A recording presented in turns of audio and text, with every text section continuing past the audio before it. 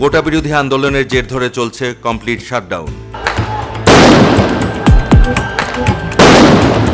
গত কয়েকদিনে বেড়েছে সংঘর্ষ, চলছে ধাওয়া পাল্টা ধাওয়া, ইটপাটকেল নিক্ষেপ, জ্বালাও পোড়াও এবং গোলাগুলি।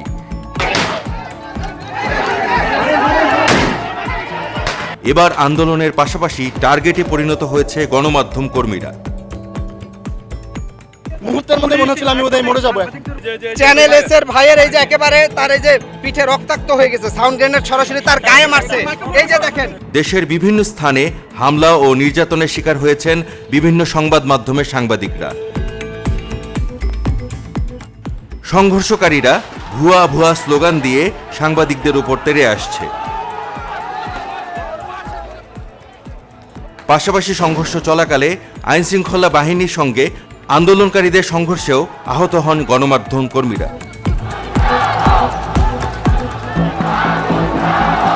কোটা সংস্কার আন্দোলনে সংবাদ সংগ্রহের সময় সাংবাদিক হামলা, রক্তাক্ত জখমের শিকার হওয়ায় গভীর উদ্বেগ জানিয়েছে সাংবাদিক সংগঠনগুলো।